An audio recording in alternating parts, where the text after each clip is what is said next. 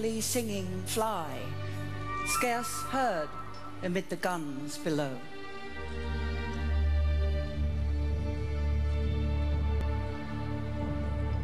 We are the dead. Short days ago we lived, felt dawn, saw sunset glow, loved and were loved, and now we lie in Flanders fields.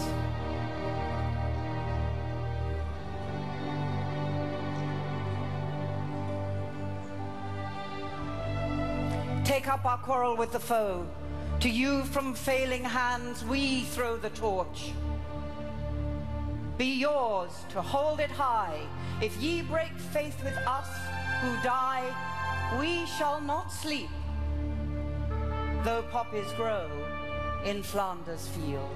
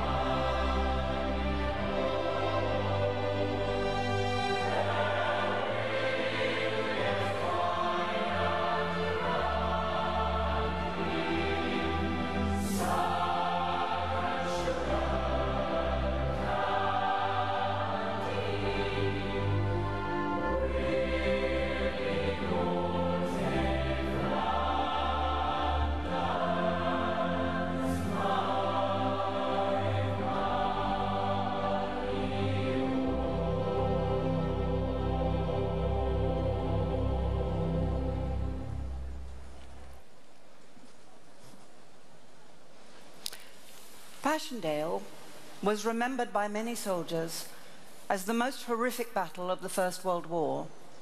Officially called the Third Battle of Ypres, it was one of many battles that were fought in Flanders by the armies of the British Empire and her allies. Britain entered the war in 1914, following the German invasion of Belgium. The French, British, and Belgian armies did all they could to stop the German advance through Europe.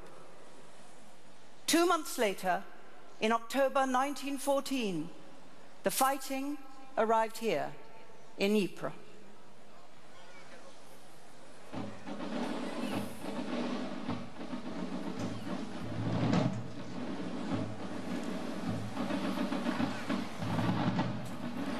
From the diary of Pastor van Wallichem, 13th of October 1914. The sound of the guns could be heard from early in the morning. Loud, violent, getting nearer all the time. No doubt the Germans are driven back. At about 7:30 in the morning, a dozen German soldiers entered the village. They had a careful look around and then departed as quickly as they had come. Half an hour later, 3 armored cars arrived. Everyone was saying, "The Germans are back!" But they were English and Belgian. What a relief. Later in the afternoon, 150 French soldiers marched past Holocaust.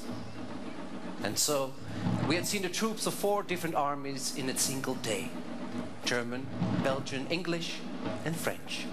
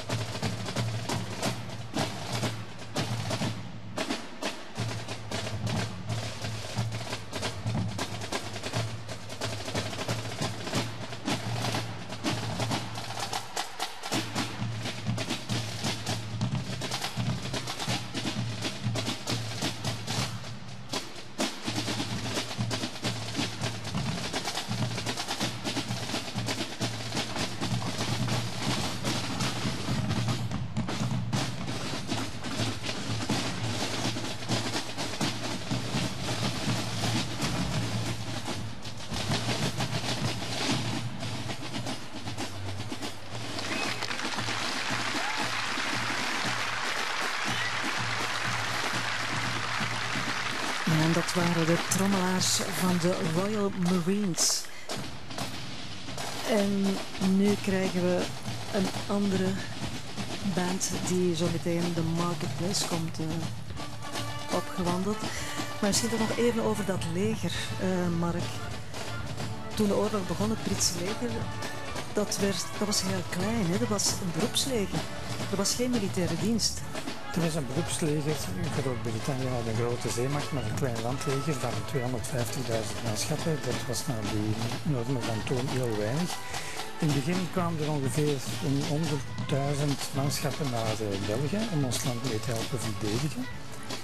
Dat waren allemaal beroepsmensen. Later is dat leger uitgebreid met veel vrijwilligers. En omdat ook dat nog niet volstond, is dan uiteindelijk de verplichte legerdienst ingevoerd. Op het einde hadden de Britten een miljoenenleger in Europa, waarvan heel veel van die soldaten en officieren niet meer zijn teruggekeerd. Ja, en dat leger dat had ook een soort van scheldgeuzennaam. Dat werd de Contemptibles genoemd.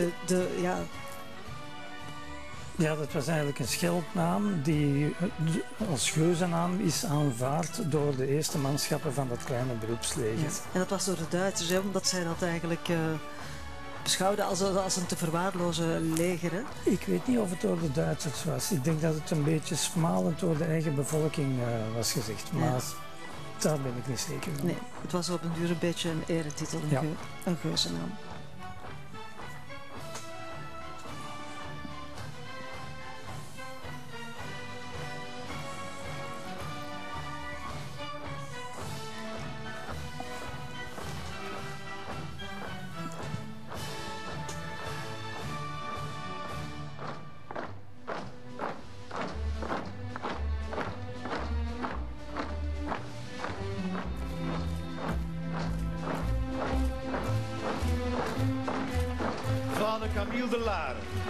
Pastor St. Peter's Parish, Ieper. Wednesday, 14th of October. A powerful British army, about 40,000 men, admirably equipped, took possession of the city. Most were only walking through. Corporal Charlie Park, 2nd Gordon Highlanders, 7th Division. On the 14th of October, the 7th Division, halfway to being convinced that the war would be over before they had participated, came to Ypres. We had marched 103 miles, of which the last 40 miles had been covered in under 40 hours. To the weary British, Ypres seemed as peaceful and welcoming as Lyndhurst after a long march through the New Forest. The quaint old-fashioned Flemish town lies sleepily by the side of a serene, tree-shaded canal and seemed very remote from war.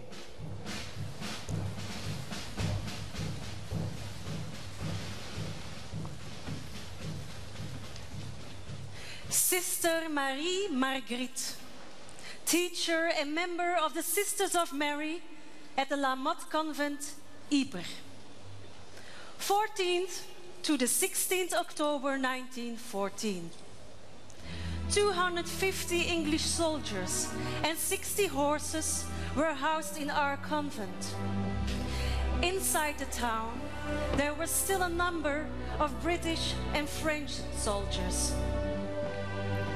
All the city's ambulances, our school, were full of refugees and represented the saddest of scenes. Oh, how we pity them. But also sadly, they represented the desolation and destruction of our poor country, Thank you. which only yesterday was bad. so happy and prosperous. Gunner Charlie Burrows, Royal Field Artillery. October 18th, moved off at 4 p.m, past hundreds of refugees. All seem terrified. They block the roads and we cannot move until they get back towards Ypres. We expect to be busy soon. Our officer tells us that a great battle will soon be fought here. October 19th, all the people are running for their lives. The village is burning just in front of us. As we move on, the Germans start shelling again, and we see the shells are falling all upon them. Poor things.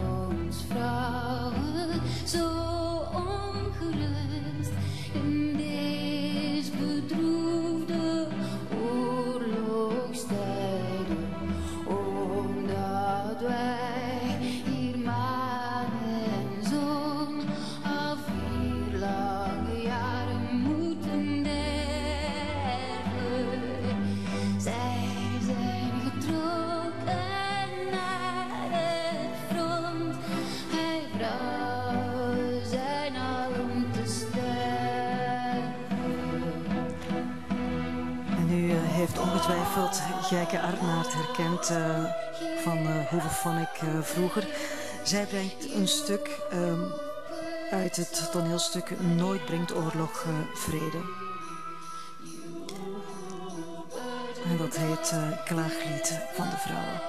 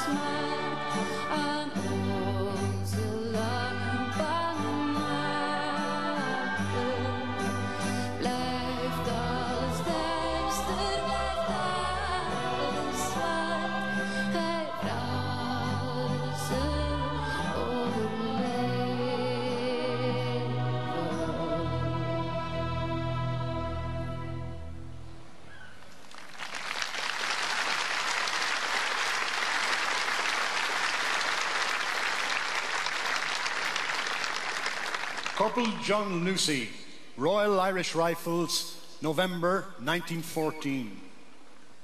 The dwindling regular battalions faced assault after assault. The fighting was tremendous and the slaughter such as none had envisaged. Practically every unit had lost 3/4 of its fighting strength. Yet fresh German attacks kept coming on, and more enemy batteries thickened the circle of guns threatening Ypres. Father Camille de Lara, pastor St. Peter's Parish, Ypres, May 1915. As I am writing, no less than 5 shells have fallen through the roof that shelters me. Permission to stay here has been revoked and we must evacuate before 6 p.m. The shrapnel is still exploding on the outskirts of the city. 4 horses are bathing in their blood in the market square. We see bloodstains from far away in the Rue du Beurre, but not a soul is alive.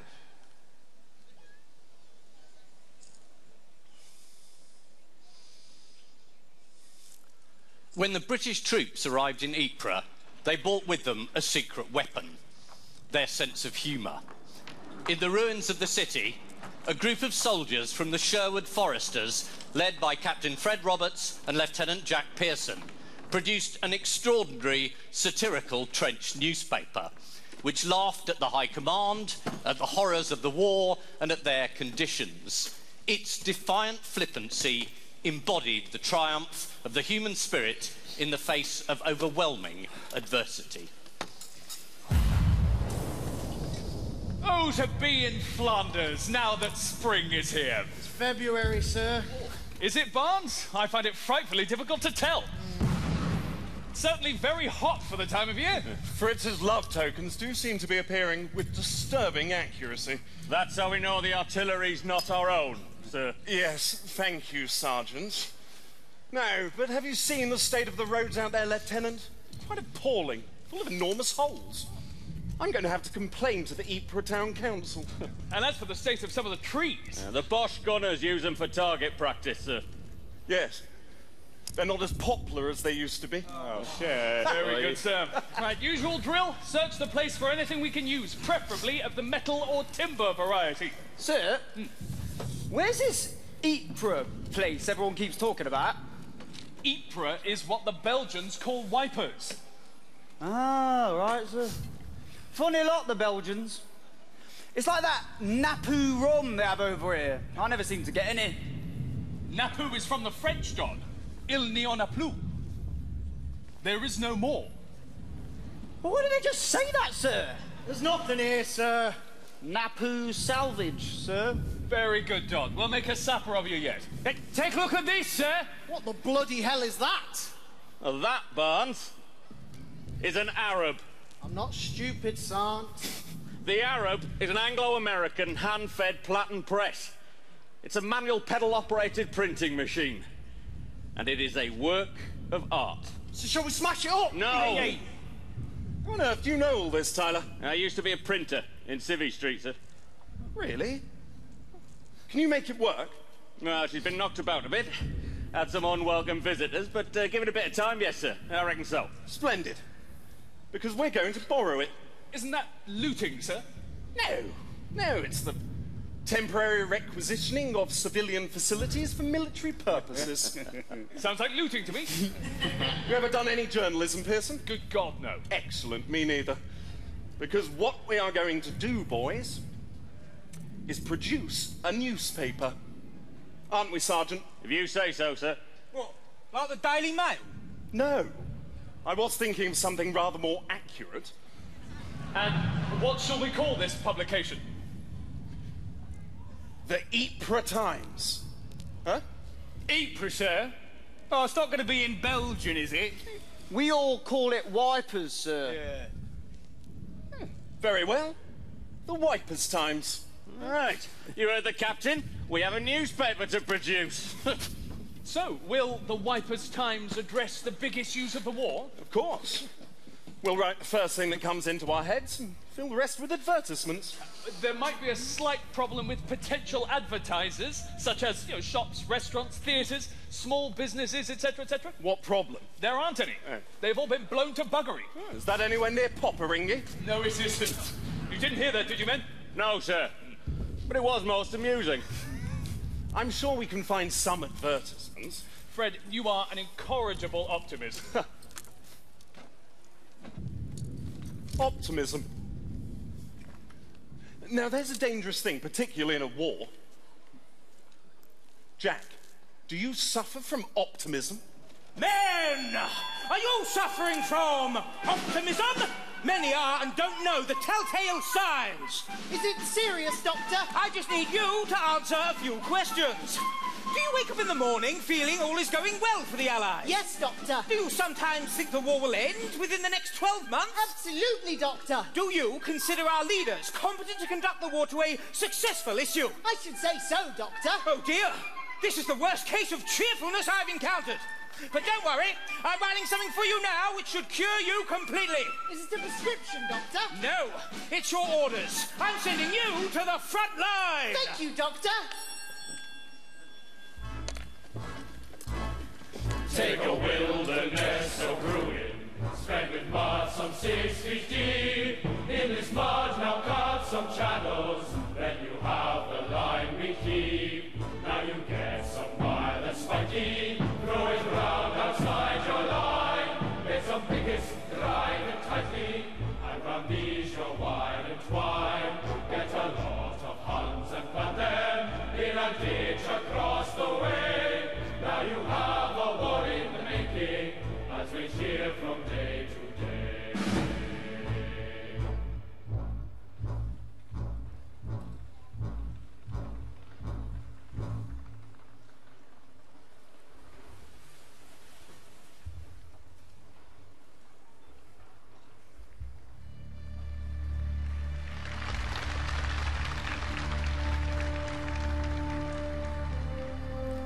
Ypres stood between the German army and the coastal ports.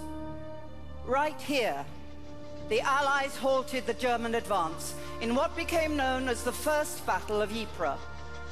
After fighting to a stalemate, both sides dug in, forming the Western Front, a 440-mile trench system that snaked from the North Sea to Switzerland. To the east of the city, the German army held the high ground, small hills that dominated the area. The Allies were surrounded on 3 sides in what came to be called the Ypres salient.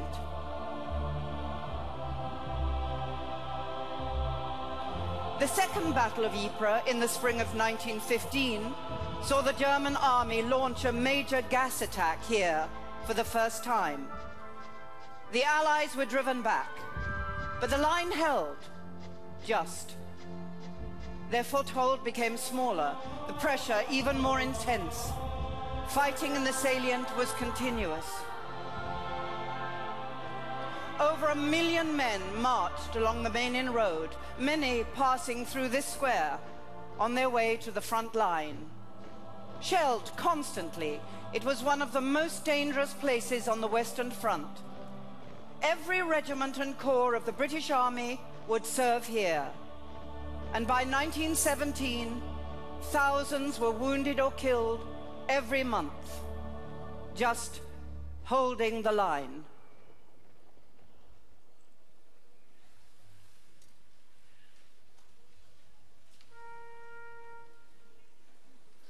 Far, far from wipers I long to be, where German snipers can't get at me. Damp is my dugout, cold are my feet, waiting for whiz-bangs to send me to sleep.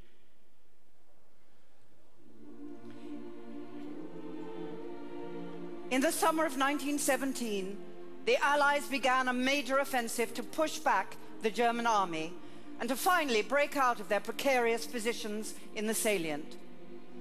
On the 31st of July, after 2 weeks of intense shelling, the infantry attack was launched. The Third Battle of Ypres would rage for the following 100 days and eventually come to an end at a small village on the high ground, Passendale. This is the story of that battle, told by the men who were there.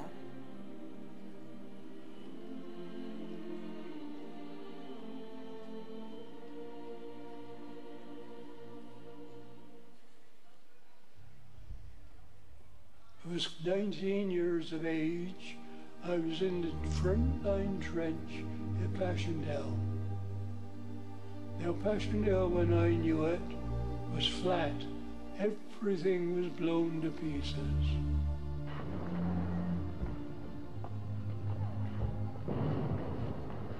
On that morning, the 31st of July, we were told we were going over the top. The terrain was very, very difficult. Shell holes, some of them you could drop a house in.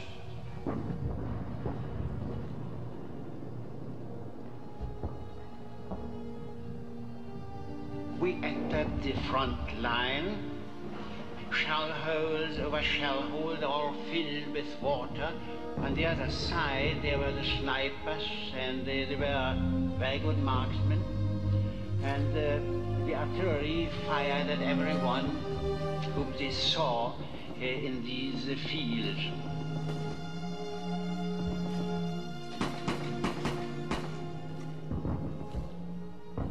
About 8 o'clock in the morning, one of those whiz-bang shells landed about 2 feet under me and blew me right over the whole place, and my section was almost buried, but fortunately the shell did not explode, thank God.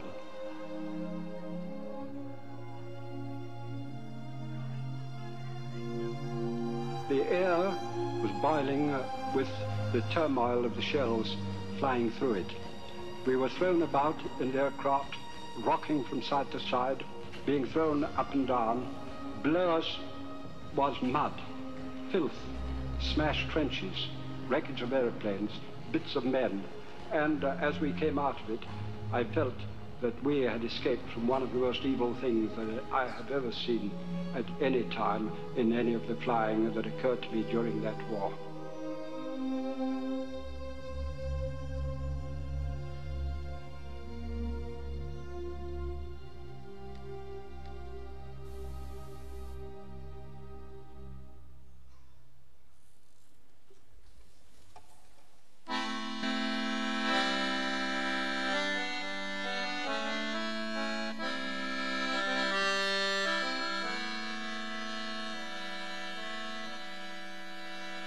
And I'll wager a hat full of guineas against all of the songs. Ja, en zo meteen komt de auteur van Hommage, een heel succesvolle roman, ook een verfilming is ervan gebeurd. En een theatervoorspelling die al jaren in de Londense West End speelt. Komt de auteur hier speciaal een verhaal vertellen dat hij geschreven heeft. En we zien al het paard. Paarden hebben een belangrijke rol gespeeld, Mark. Er waren bijna evenveel paarden als manschappen aan het front. En net zoals de manschappen sneuvelden ze, vochten ze, stierven ze, werden ze gewond en soms, of heel vaak ook begraven. Ook honden, duiven speelden een belangrijke rol. Een van de duiven kreeg zelfs een militaire onderscheiding. He used to tell me that when he was a little one, he used to get himself in all sorts of trouble. He always said that the worst scrape he got himself into was the First World War. And the worst battle he was in was at Passendale. And he was there all because of an horse.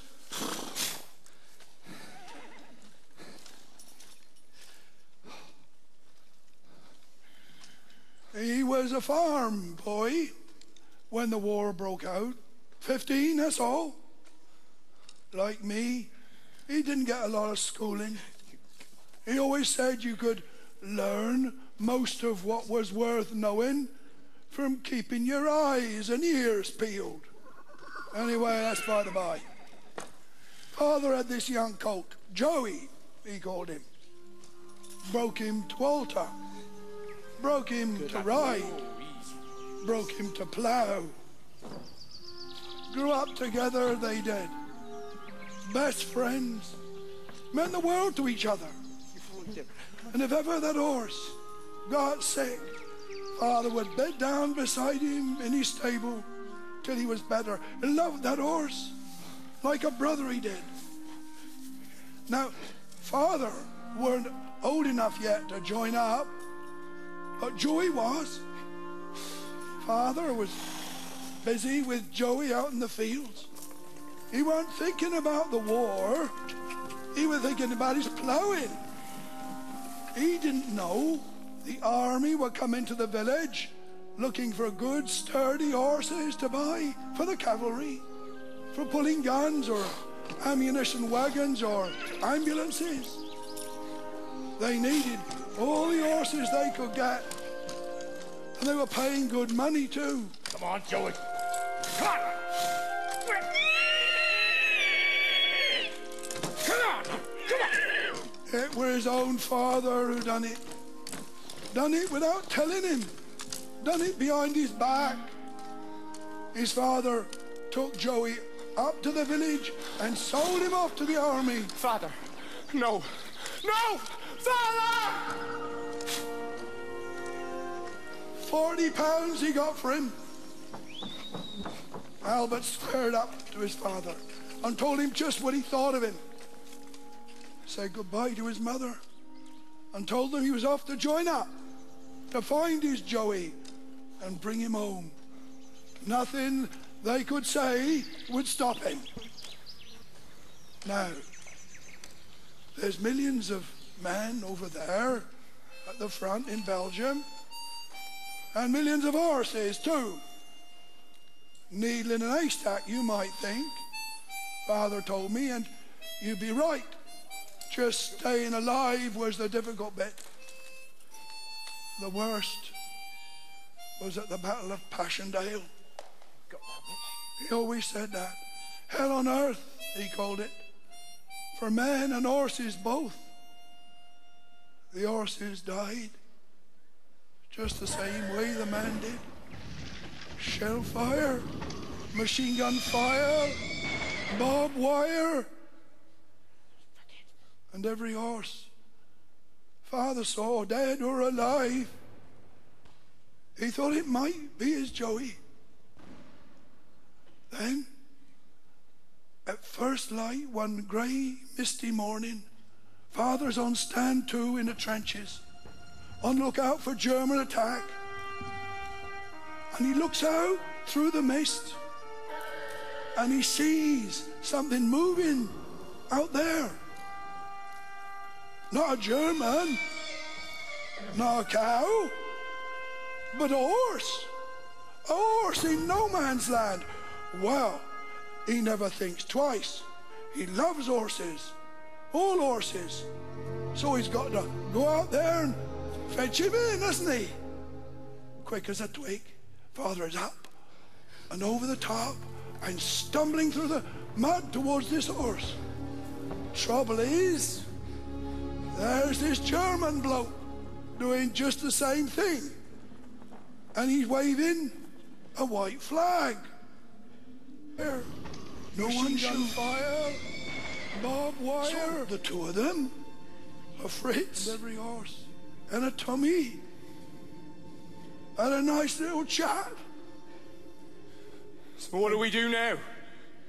The German spoke a little English.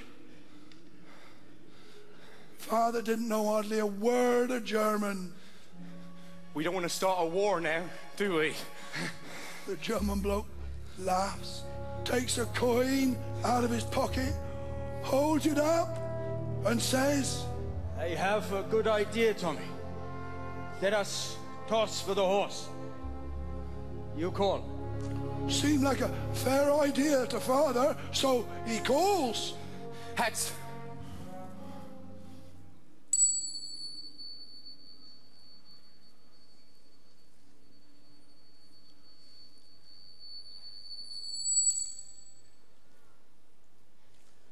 That, I'm afraid to say, is the face of my Kaiser looking up at me. He does not look pleased. The two of them shook hands and wished each other well. Auf Wiedersehen, Tommy. Same to you, Fritz.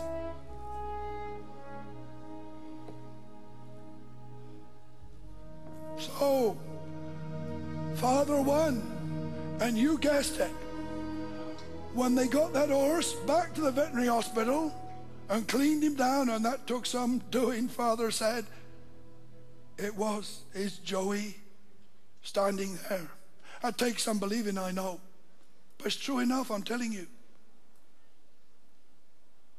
Father always said he and Joey were the lucky ones. They came home at the end of the war, and the whole village was there to meet them. Bells ringing, band playing, flags flying. But all Father could think of, he told me, as they rode up into the village that day were the millions of men and horses on all sides, for whom the bells were not ringing, the band not playing, who were not coming home.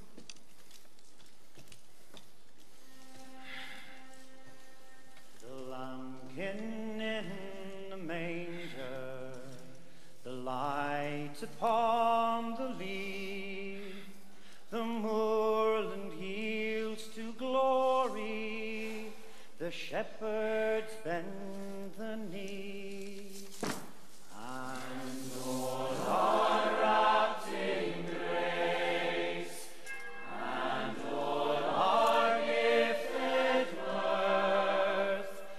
Peace walks upon this blessed land. Peace walks upon this blessed land. Peace walks upon this blessed land. Goodwill upon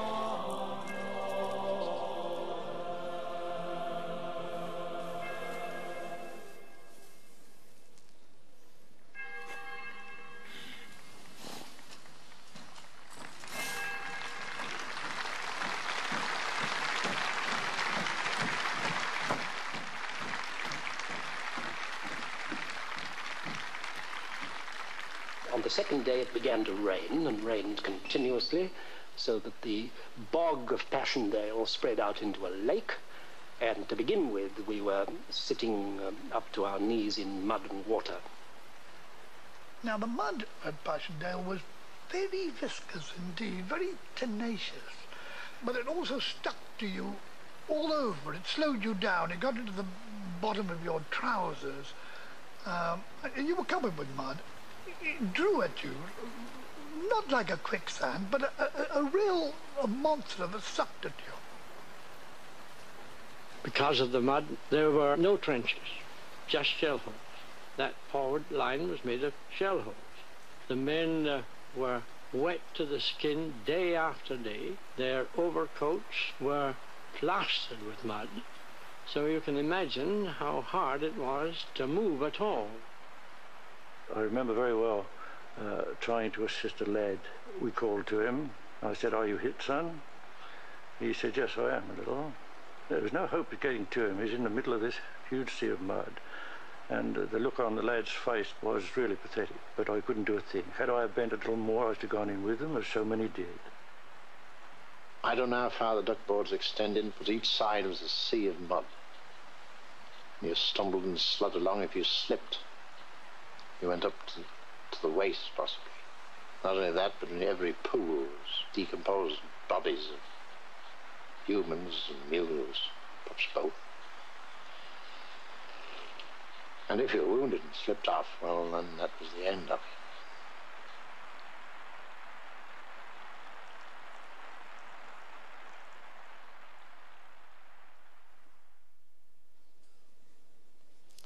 Incredibly, the Wipers Times continued to be produced throughout the war, even though the Sherwood Foresters were involved in the heaviest fighting, with both editors, Roberts and Pearson, winning the Military Cross. Amidst all the carnage, including the Battle of Passchendaele, the paper's mix of subversive humour, silly jokes and poignant poems provided an unlikely but very British form of morale boosting, and the Wipers Times was hugely popular in the trenches. 0-4. So what's the plan, sir? All we've got to do, Jack, is increase the print run, up the cover price, bring in some new writers. You don't think you might be getting rather obsessed with the Wipers Times? Obsessed? I'm not obsessed. Sergeant Tyler? Sir? Any new submissions to the paper? Bleeding hundreds. Excellent. You haven't read them, Fred. Please tell me it isn't all poetry. Fine. It isn't all poetry. But that's a lie. It is all poetry. Damn and blast. Alert the medical orderlies. We have an outbreak of poetitis. Where's Henderson? Oh, sorry, sir. Call of nature. Number 2 ammo dump. Spare us the detail, Hendo. I'll tell you what, though, that Wipers Times does what it says on the cover. Very handy. Do you ever get used to the noise, Barnsey? It's not so bad. Are you joking? What did you do before you joined up? Worked on a farm. I worked down the mines. So this is a picnic. And I was a machine worker digging on the underground. So you won't hear us complaining about the noise. No, I won't, because it's so bloody noisy. Nice one, Dotty. 0-3. So what do you really think of the poetry? I think poetry is essential to the modern battlefield, sir. A bit like mud. If only it were just mud. Yeah, probably better not to dwell on the unmentionables. Best left unsaid. Well, that's why I'd rather think about the paper. You know? It's important to me because... well, because it's not important. Oh dear. You're getting aphoristic. Am I? My apologies. Excuse me for asking, sir, but there's a rumour going round. Is this the big push? I'm afraid such information's a bit hush-hush, Dot.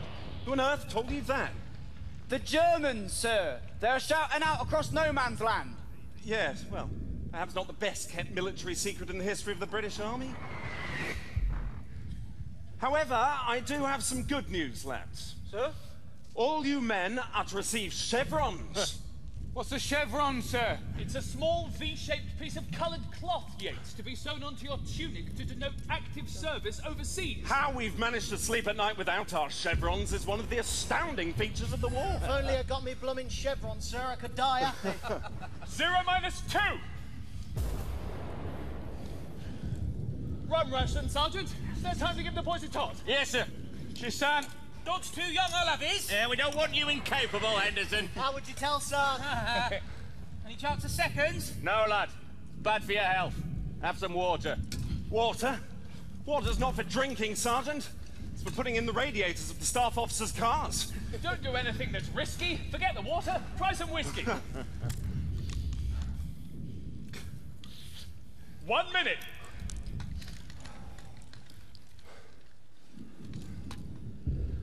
No jokes, then? Bit short on jokes.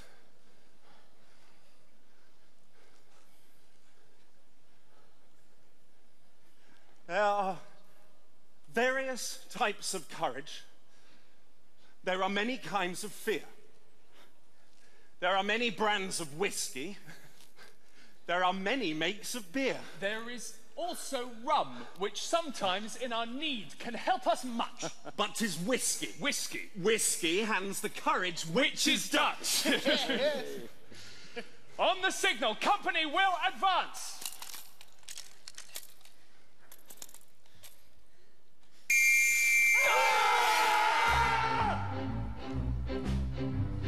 There are various types of courage, there are many kinds of fear. There are many brands of whiskey, there are many makes of beer. There is also rum, which sometimes in our need can help so much. But it's whiskey, whiskey, whiskey, and the courage which is Dutch. Whiskey, whiskey, whiskey, and the courage which is Dutch.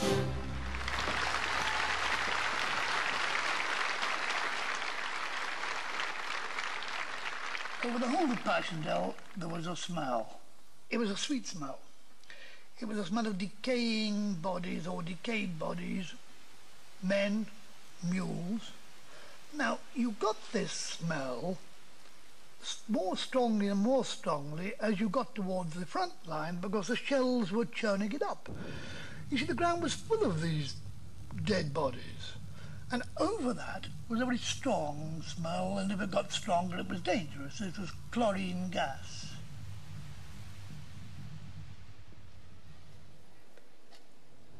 Dear Mrs. Morris, I do hope you will have this note before learning from the War Office. Your son, Lieutenant J.G. Morris, was admitted to our ambulance about 9 o'clock this morning, suffering from abdominal wounds, and is very dangerously ill. He was operated on shortly after admission, is just as well as we can expect. He's young and strong, and we hope with God's help to pull him round for you. I will write again tomorrow and tell you how he is. Need I say how deeply we sympathise with you in your anxiety for your brave lad. Yours sincerely, Sister Annie Wright. I remember these wounded men hanging on to the edge of these duck boards, you see, with their body about half submerged in the mud. And some of these fellas, not knowing they were there, would step on their fingers, you know. And the screams, oh, God, it just haunts you, you know. But strict orders, you couldn't help them, you couldn't do a damn thing, you just had to keep going.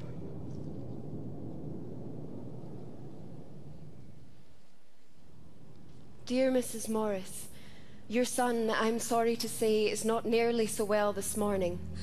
He had a very restless night, and his condition causes much anxiety. He does not appear conscious of pain and takes no interest in life. We'll write again tomorrow. I'm so sorry for you, so far away from your boy, but we give him all possible care, believe me. Yours sincerely, Annie Wright. I came across a Cornishman. He was ripped from his shoulder to his waist with shrapnel. And directly we got to him, he said, shoot me. Before we could pull a revolver, 30 seconds, he was dead. He just said one word, Mother.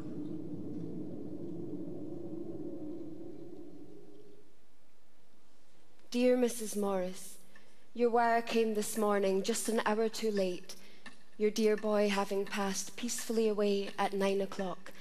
Sister Rickard was with him. She took this little piece of hair for you. She also put some white flowers in his hands in your name, and she was very, very good to him. It may be of some comfort for you to know he didn't suffer. I cannot tell you how sorry we are not to have been able to save him for you. But really, if you'd only seen how wearied he'd looked, you would not grudge him rest. With deepest sympathy with all his friends, yours sincerely, Annie Wright.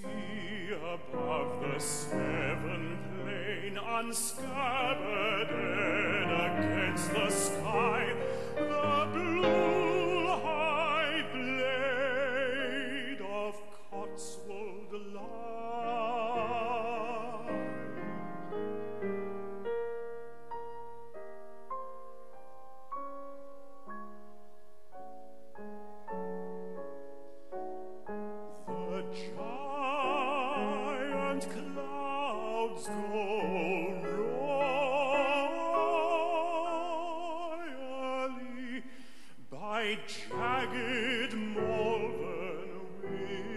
train of shadows.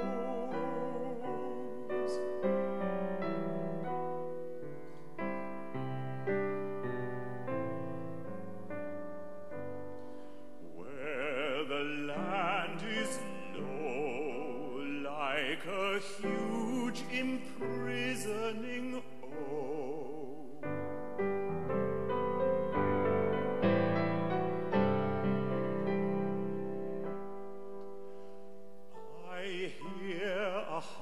that sound and high, I hear the heart within me cry, I'm homesick for my hills again, my hills again,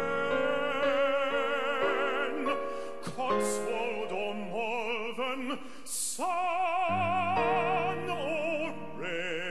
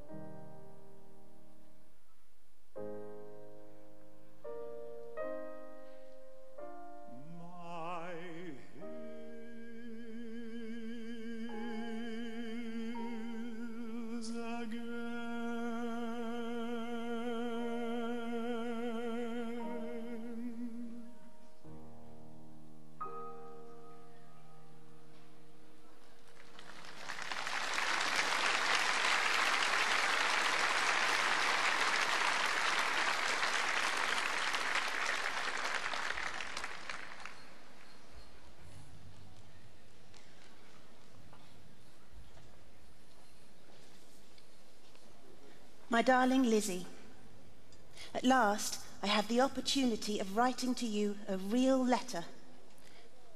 In the first place, dearest, I trust you and the children are quite well. I'm sorry to say that nearly all the boys from the 7th that came out with me have gone under, poor fellows. We are expecting to go up again in 2 or 3 days, so, dearest, pray hard for me. Dear Lizzie, it's nearly 6 months now since I saw you. How I long for you and the children. God bless you all. I love you more than ever. I long to take you in my arms again. What a lot of love we have missed. But please God, it will make it all the sweeter when I see you. I often take your photo out of my pocket, and I look at your dear face and think of the times we have had together. Some lovely days, eh, love? And when I think again of some of the worry I have caused you, it makes me only the more eager to get home to you, to atone for all the worry and anxious moments you have had to put up with.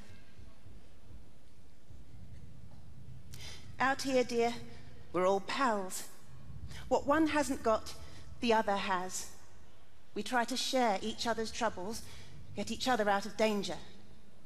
You wouldn't believe the humanity between men out here. Please God, it won't be long before this war is over. We are pushing old Fritz back, and don't think he will stand the British boys much longer. And then we will try and keep a nice home. I will know the value of one now. Well, darling, I don't think I can say any more at present. Good night, love. God bless you and my children, and may he soon send me back to those I love, is the wish of your faithful husband, Jack.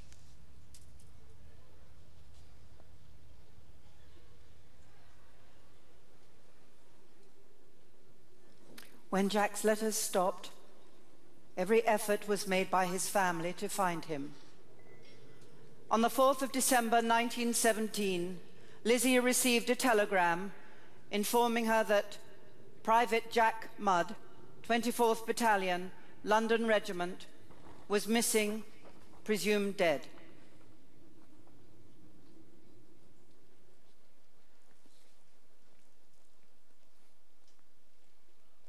There's no words. There is precious little glamour about modern war seen on the spot. Squalor is its means and destruction its end.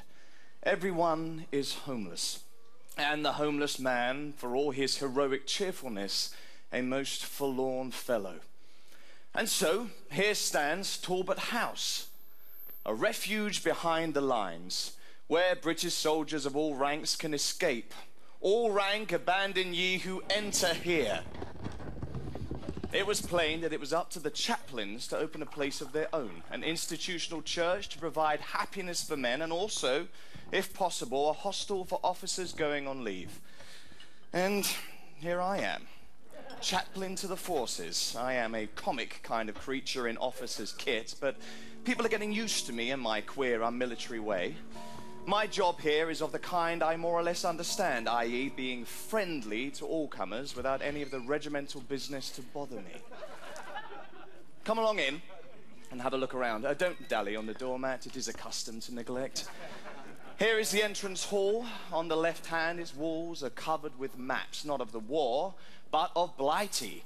See how the London we love, without knowing it is worn away by the faithful fingers of your fellow citizens.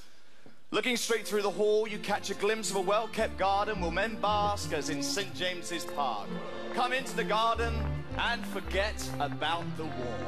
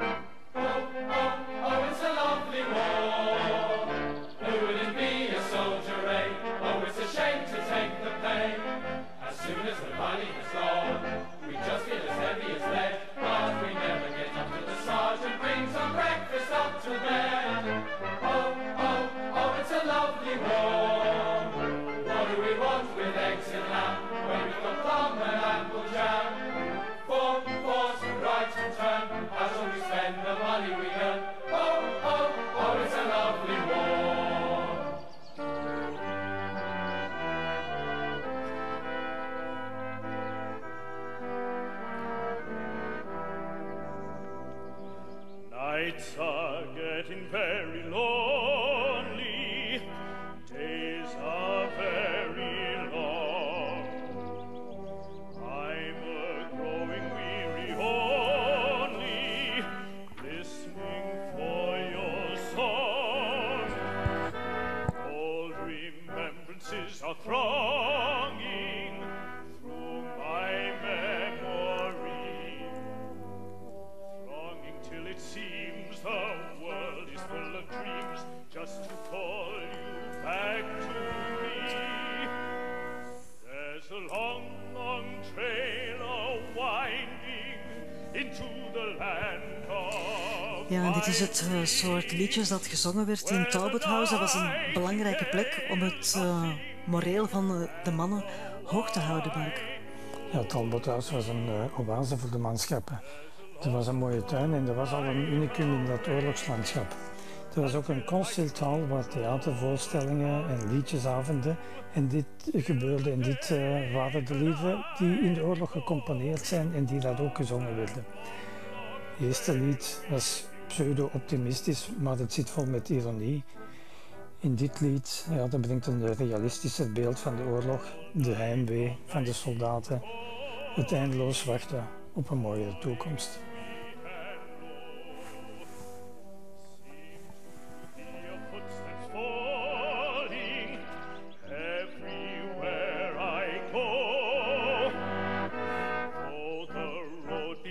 Stretches many a weary mile. Somehow I forget that you're not with me yet. When I think I see you smile, there's a long, long trail winding into the land of my dreams, where the nightingales are singing.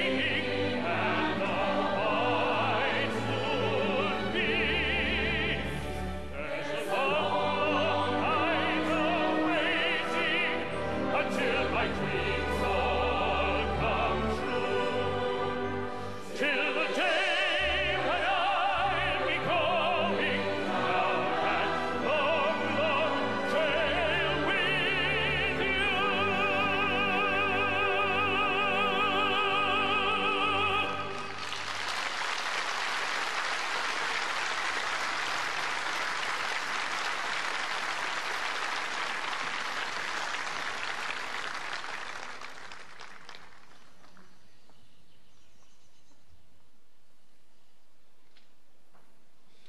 Lieutenant Edmund Blunden, MC, fought at 3rd Ypres.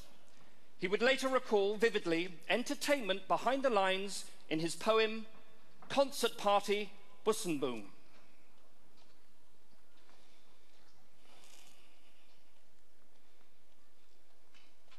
The stage was set, the house was packed, the famous troupe began. Our laughter thundered act by act, time light as sunbeams ran. Dance sprang and spun and neared and fled. Jest chirped at gayest pitch. Rhythm dazzled, action sped, most comically rich. With generals and lame privates both, such charms worked wonders. Till the show was over. Lagging loath, we faced the sunset chill. And standing on the sandy way, with the cracked church peering past, we heard another matinee. We heard the maniac blast of barrage south by St. Eloi, and the red lights flaming there, called madness. Come, my bonny boy, and dance to the latest air. To this new concert, white we stood, cold certainly held our breath, while men in tunnels below Larch Wood were kicking men to death.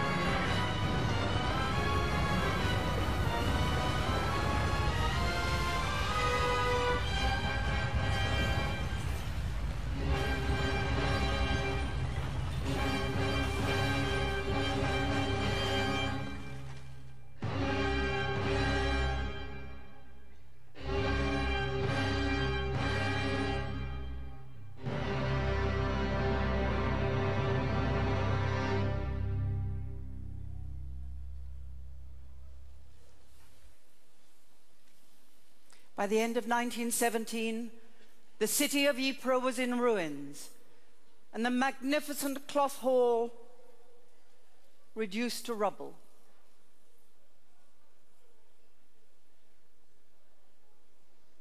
On the 10th of November, British and Canadian forces finally secured the village of Passendale, and the offensive was called off. Paul Nash served on the Ypres salient in early 1917. Following an injury, he returned as an official war artist in the final stages of the battle. On the 13th of November 1917, he wrote home to his wife, Margaret. I have just returned last night from a visit to brigade headquarters up the line, and I shall not forget it as long as I live. I have seen the most frightful nightmare of a country more conceived by Dante or Poe than by nature. It's unspeakable. utterly indescribable. In the 15 drawings I have made, I may give you some idea of its horror, but only in being in it and of it can ever make you sensible of its dreadful nature and of what our men have to face. We all have vague notions of the terror of a battle, but no pen or drawing can convey this country. The rain drives on. The stinking mud becomes more evilly yellow. The shell holes fill up with green-white water. The roads and tracks are covered in inches of slime. The black dying trees ooze and sweat, and the shells never cease. They plunge into the grave which is this land. One huge grave, and cast up on it the poor dead.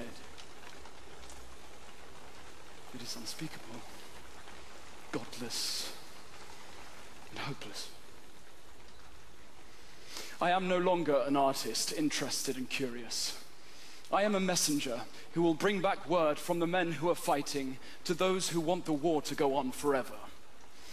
Feeble, inarticulate will be my message, but it will have a bitter truth, and may it burn their lousy souls.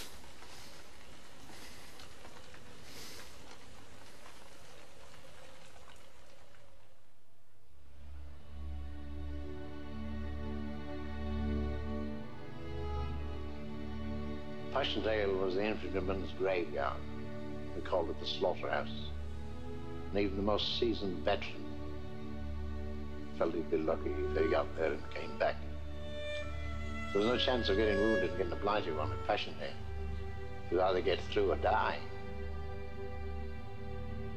The day we came out of Passendale, I think that was the day that I was most scared of all. I mean, throughout the war, you didn't sort of anticipate being killed. When you saw chaps killed, well, you sort of felt, well, you know, this is the war. It was only when a friend of yours was killed that you really felt it. The worst thing for me was Passendale. That's where we were already right in the thick of it, and it was just horrible. The mud, the shocking ways of life. Passendale. I would say that people came out of Passendale simply numb. Numb, mentally and physically. And I wouldn't have thought that many of us would have recovered from it. But c'est la guerre, and one good leave does an awful lot for a man, you know. When I was out there the last time, we went to one of the biggest German cemeteries. And then you go and you see the English stones. And it makes you sick to see all the stones, all people who died. It's all wrong.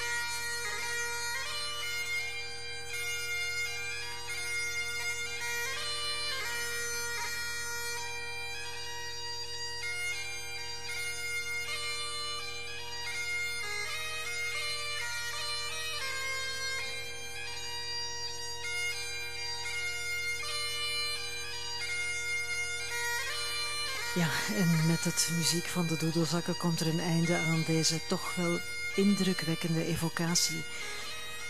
Maakt de geest misschien toch nog even terugblikken op wat we gezien hebben. En misschien vooral die laatste getuigenissen.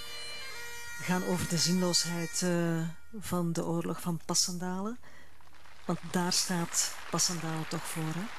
Ja, Passendale staat voor vele symbool voor zinloosheid en de waanzin van de oorlog. Ik denk dat het een beetje dubbel is. Oorlog op zich was waarschijnlijk niet zinloos. We hebben ons verdedigd, we werden verdedigd tegen een buitenlandse agressor.